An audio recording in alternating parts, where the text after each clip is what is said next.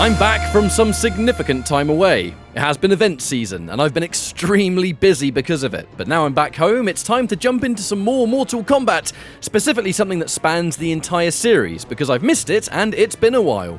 Today, I want to talk about the various mechanics that Mortal Kombat has had over the years, new inclusions that spice up the gameplay and overall make the game feel like a new experience for various reasons. Fighting games in general have always added new things to make their new titles stand out, and Mortal Kombat is no exception. If anybody's ever seen the content creators such as Wolfie with Pokemon, for instance, this video is heavily inspired by those creators. And I found this a very interesting subject that I've really wanted to make a Mortal Kombat variant of for some time, so huge shout outs to the creators that have been making these videos for other games. It's definitely inspired today's video. It is worth mentioning that this video is focusing on intended mechanics only, so I will not be talking about anything that's not meant to be there or seen as some kind of bug abuse. And the obvious that this is all my opinion, and I gotta say, there's a lot more here than you might expect, so hang on tight. Now, without further ado, let us rate every mechanic that Mortal Kombat has ever had in the mainline fighting games, rating them 1 through 10, 1 being lowest and 10 being the absolute highest. Starting off with Ultimate Mortal Kombat 3, this is one of the first times a new gameplay mechanic existed, and that is the run button. Run button made the game incredibly fast-paced and aggressive, and overall once mastered a very satisfying experience. It very much shaped the meta of how the game was played, and although some characters were definitely better than others using the run mechanic, it is something that makes Ultimate MK3 hold up to this very day. Yes, I mentioned Ultimate MK3 is the example here, and yes, I know Vanilla MK3 did it first, but Ultimate is the game that many remember from these specific games with the run mechanic, and it is the game that definitely stood out the most with it. Overall, very fun, very fast-paced, and something that worked in perfect harmony with the game's dialer combo system. The run mechanic gets a solid 8 out of 10 for me. Every MK with a run button has been extremely fun to play, and in many ways, this is one of the main reasons. Secondly, dialer combos. Basically, everybody has some preset combos that are executed easily so long as you press them in the right order. It makes even simple combos a much easier experience for a game that is naturally fast-paced and aggressive. The dialer combos are one of the main reasons that combos in Ultimate are so ridiculously fun, and for that reason alone, dialer combos also receive a solid 8 out of 10. Extremely fun and accessible at any level of play. Moving on to Mortal Kombat Trilogy, the one thing that separated this game from Ultimate MK3 on a basic level was a new mechanic called Aggressor. Aggressor was a meter that built up on the bottom of the screen, and when it was filled, resulted in upgraded damage for a short time. It doesn't grant extra speed, although the shadow effect makes it seem like that. It is a common misconception, but it's simple and self-explanatory, and I don't like it. In fact, most old-school MK players don't like it, and here's why. Aggressor feels like a slapped-on extra thing to make Trilogy stand out from its previous games. It's just a damage upgrade, and it activates automatically. You're in absolutely no control of when it's used or how it's used. It's just kind of there. Not only that, but it has a habit of being buggy and giving players increased damage for the whole round. It's definitely not supposed to. Most competitive players will just switch it off, and if a mechanic new to the game is getting turned off, how can it be good? Aggressor in MK Trilogy gets an unfortunate 2 out of 10. It is a almost pointless inclusion. Mortal Kombat 4 played like a somewhat 3D Ultimate MK3 with more pushback on jabs, resulting in a less rushdown heavy experience, but it did have one thing that was new besides the 3D graphics, and that was weapons. Every character had a specific special move input that pulled out a weapon, and you can use it until you get hit. Should a weapon be knocked to the floor, it can be picked up by either of the players, but the setup of all of this takes a fair while, so keeping the weapon in your hands is actually pretty difficult. Weapons at high level were definitely used, and players would often special cancel the weapon input after combo strings just to get it out quickly. But the issue is, weapons were so easy to deal with because you truly only needed one hit to disarm the opponent. Weapons were pretty important for a few characters, whether it was more combo potential, better range, and more, but the weapons didn't have a chance to really thrive in this game because you could disarm your opponent so easily. Weapons in Mortal Kombat 4 get a 5 out of 10. An interesting idea, but not as impactful as they could have been. Additionally, the sidestep. It is simple, so I'll keep this short. A simple sidestep does make it play like a 2.5D game. I mean, it can help avoid certain screen situations where you might be trapped, but it doesn't make MK4 play like a 3D fighter. It's still played like Ultimate MK3 for the most part. Now, sidestep in MK4 gets a 3 out of 10. It's good enough to avoid game-breaking situations, but it's not enough. Finally, with Mortal Kombat 4, max damage. I don't like max damage, and it feels like it was mostly there just as a band-aid to avoid infinites. But you can still do infinites by breaking max damage and getting huge combos anyway. It's a cool visual effect, and pretty nostalgic, I suppose, but mechanically max damage is a solution to a problem that still existed, because good players can just break it wide open. Max damage also gets a 3 out of 10. Mortal Kombat Gold for the Sega Dreamcast evolved the weapon idea somewhat further with a weapon select. In the character select, you could actually choose which weapon you had. Naturally, this means you would go to the strongest weapons regardless of character, and it created a lot more broken situations than Mortal Kombat 4. Gold is infamous for being a broken game anyway, because all of the new characters were just busted beyond belief. Now, you can give any character any weapon, for the most part, and make things even worse. I personally like it because I've never played MK Gold for a competitive experience. However, it potentially just makes the game worse for people because now everything is more unbalanced than it was before, and that is saying a lot. Weapon select in Gold gets a 4 out of 10, and I'm unsure if the game is better off with its existence. 3D Mortal Kombat has quite a few here, so I'll try my best to keep things as easy to follow as possible. With Deadly Alliance, we'll start by going over the 3D MK basics. The main thing to start with is stances, because every 3D game of this era had them. 3D Mortal Kombat expanded on the martial arts idea to the fighting. In doing so, every character had 2 hand-to-hand stances and a weapon stance. Armageddon reduced this to 1 hand-to-hand and 1 weapon, as the roster was significantly larger. It actually results in this wonderful dance of constantly swapping between stances to access certain important moves, whether it's combos, mix-ups, or just a bit of space control. Weapons, most of the time, did actually fit the character they're a part of, and when a lot of people look back on 3D Mortal Kombat, these stances are almost always brought up in high regard. Obviously, not every stance is useful, but when it is this perfect blend with certain characters, it's incredibly fun. Stances in 3D Mortal Kombat are genuinely iconic to the franchise, and it gets a 9 out of 10 from me. I love the stances and the gameplay they provide. Stance abilities were unique to Deadly Alliance. Every fighting stance had a specific move that could be executed that only the stance could do. These abilities ranged from a damage buff, a parry, an escape. It was a cool extra addition that actually shaped the meta of Deadly Alliance in some respect. Some characters were made better simply by the existence of powerful stance abilities. Other characters and their lack of decent options would suffer because of it. Even an average character would become pretty usable if they had a parry or a damage buff or something. Now, I did like the gameplay of Deadly Alliance with these abilities, but some characters got the short straw, and other top-tier characters became even better, with some of the more powerful options not being evenly distributed. Now, stance abilities get a 6 out of 10 from me. I liked the idea, but they just weren't exactly dished out fairly. Mortal Kombat Deception added something totally new to the mix: arena traps.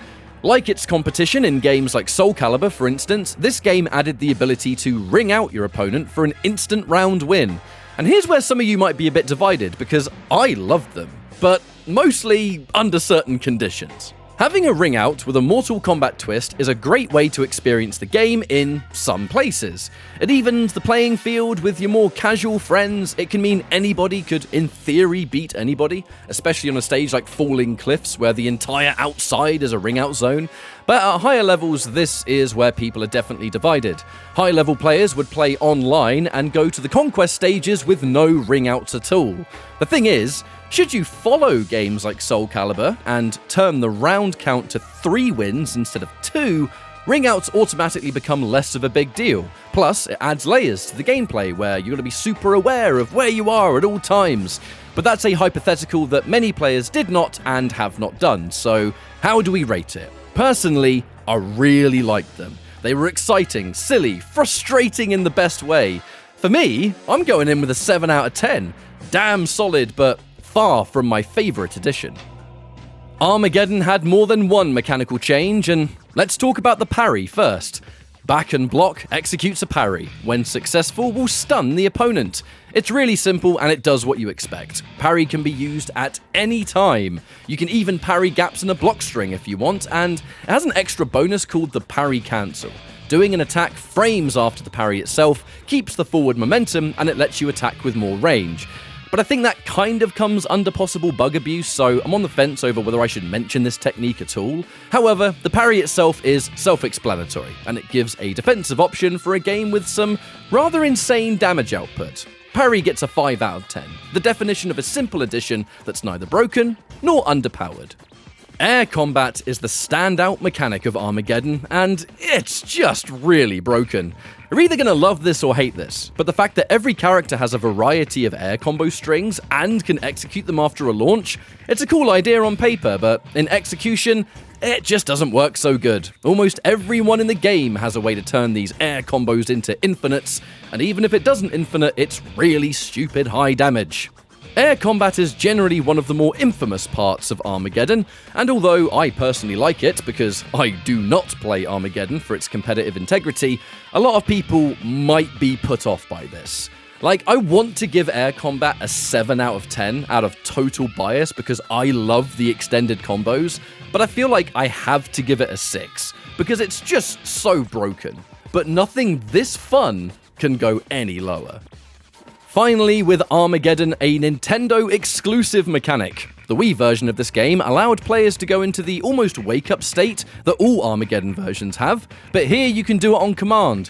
I didn't mention this wake-up system until now because here it's the most appropriate, but going onto the ground like this, it's a cool idea on paper, but for me, it just breaks up the gameplay. Especially when you do it by accident sometimes, which is a pretty common occurrence. Of all of the Armageddon mechanics, I like this the least, and I would genuinely have preferred the game not have this at all. I think it's there to avoid some possible guaranteed setups, but it makes the gameplay more unsatisfying to me. This grounded mechanic gets a 4 out of 10. Now you may have noticed I've missed something here, 3D MK combo breakers. I feel like I've got to mention breakers more than once in this video because they actually function kind of differently. In PS2 era Mortal Kombat, breakers started in Deception, and they existed in Armageddon as well. Here, you had 3 of them, and you could use them whenever you wanted. The end result, when used properly, is that you never really take substantial damage. Rounds are 2 out of 3, the damage output is high, as is the unbreakable damage, so characters that are super combo reliant pretty much never get the chance to actually do anything. It's not satisfying at all, and although I suppose breakers are good for a game like this, I just never liked how they were done in this era. 3D MK breakers get a 4 out of 10 from me. I'm genuinely just not a fan. Mortal Kombat vs. DC is the final 3D MK, but it has a bunch of new mechanics that in many cases stayed with this game, and there's generally a good reason they stayed here. First of all, the almost quick-time or rock-paper-scissors events. I'm looping Test Your Might throws and stage transitions all into the same one. Using a certain throw or hitting someone from one stage to another starts these mini-games that take way too long to finish. They completely break up the gameplay, they take you out of the moment, and you get tired of them after it happens like twice. I hate it, and it's my least favorite thing about the entire game. Genuinely, 1 out of 10. Pro moves are a new inclusion, and we haven't seen them since, but that's because they were more replaced by stuff that I'll discuss shortly. Certain inputs after specific moves executes a extension, called a pro move. The timing can be quite tight here, and they are often needed in high level for a lot of situations, but they're really fun, and it feels great to consistently get this one pro move combo that you've been practicing for a while in a real match. Pro moves, for me, get a solid 7 out of 10. Finally, for MK vs. DC, Rage. This is a meter system that has breakers and the infamous Rage mode attached. Breakers are self-explanatory, where half of the gauge will let you do a combo breaker. Whether or not you can combo from this breaker is something I've talked about enough bloody times, but the real thing here is the rage mode itself. A super broken state that when you're pretty much armored the entire time, can perform unblockable attacks after a measly few hits, and the activation itself is unblockable and can be comboed off. It's no joke the most overpowered buff in any Mortal Kombat, and all it really does is break the game. It's far too strong, it makes the game feel more frustrating than fun. I give it a 3 out of 10. Mortal Kombat 9 enters the realm of more competitive mechanics, so we'll go over these in a new chapter of Mortal Kombat. First off, enhanced moves. Using your super meter to perform powered-up versions of special moves is a great thing, and it finally brings Mortal Kombat up to date with many other games it competes against. It added more combos, some armored options for defensive play, and overall expands on the meta, giving the game more depth. Enhanced moves are an easy 10 out of 10 because it takes Mortal Kombat to new heights in regards to depth. The first hit bonus gives players a free bar of meter if they land the first hit of the game. It's a great mechanic because it rewards the player for having that first element of being the one to outplay. That means a bar, and that means a breaker immediately, or more damage with enhanced moves. For me, first hit bonus is an 8 out of 10. The Netherrealm era combo breaker exists here, but it uses 2 out of the 3 meters to break any combo you're being hit by. This is the best way to use a breaker in any of the Mortal Kombat games prior, and it has a balance of good meter management and still having meter left over for the important enhanced move you might need to perform later. It is the best type of combo breaker for me, and it gets a 9 out of 10. Feels weird giving a combo breaker 10 out of 10, to be honest.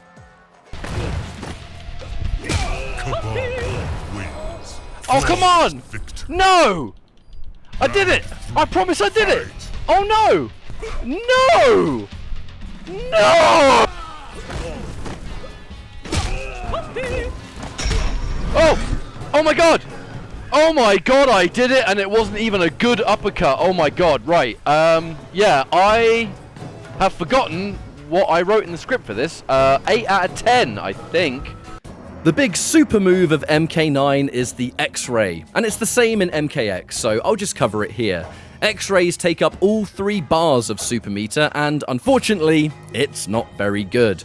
Don't get me wrong, visually it's superb, but mechanically, X-Rays didn't do enough damage to justify their extremely expensive cost. In most matches, you'll never see one. It just isn't powerful enough, and not having a combo breaker in this game is a risky game to play. In regards to the weaknesses the X-Ray has, this is actually universal to 9 and X, and X-Rays get an unfortunate 5 out of 10. Don't get me wrong, I like them, and it's good that Mortal Kombat has a super move, but X-Rays have never been good in high-level Mortal Kombat, besides like 1 or 2 characters.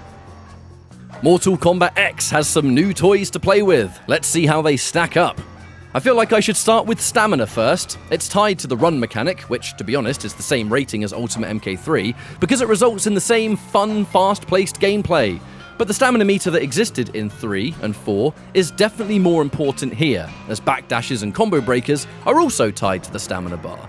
It means that things aren't that next level of crazy in a game that's already pretty wild. So for how much of the game it actually controls, I give the stamina system a 7 out of 10. An important inclusion, but not game-changing.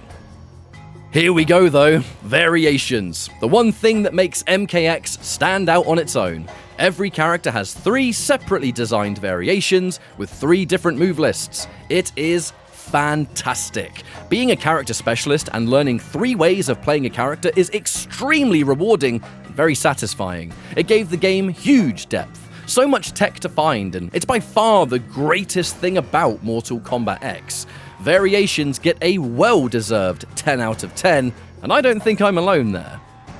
Taken right out of Injustice, MKX had environment interactables.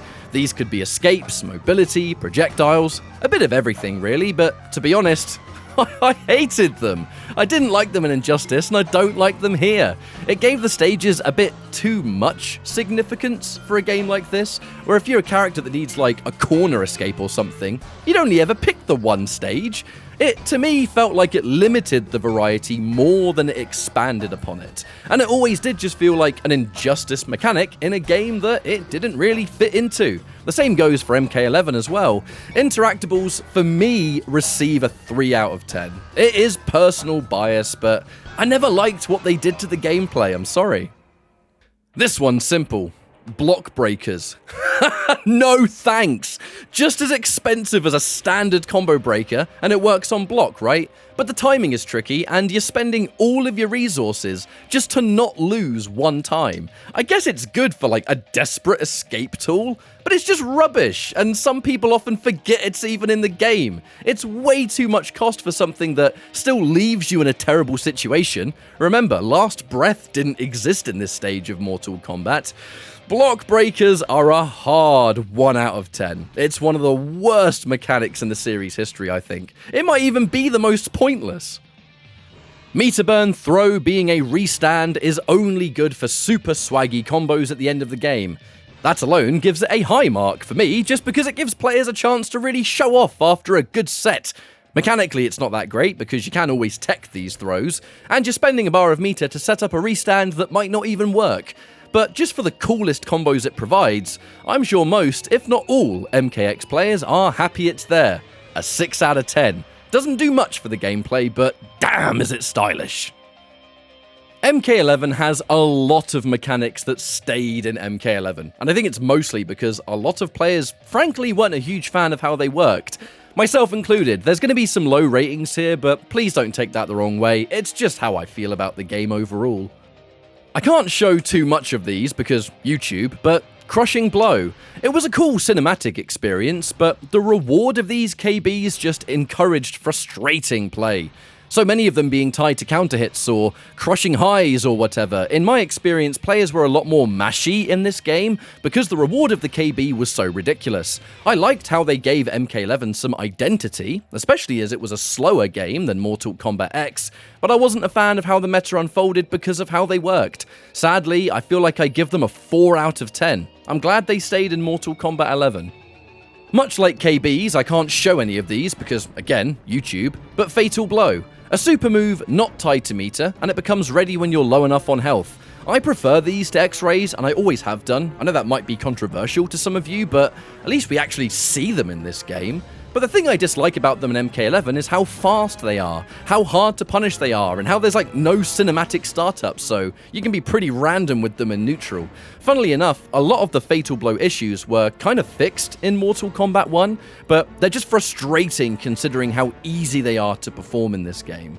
They're definitely better than X-rays, but I still didn't like how they were implemented. A 6 out of 10 for being slightly better than X-rays, but there's room to improve.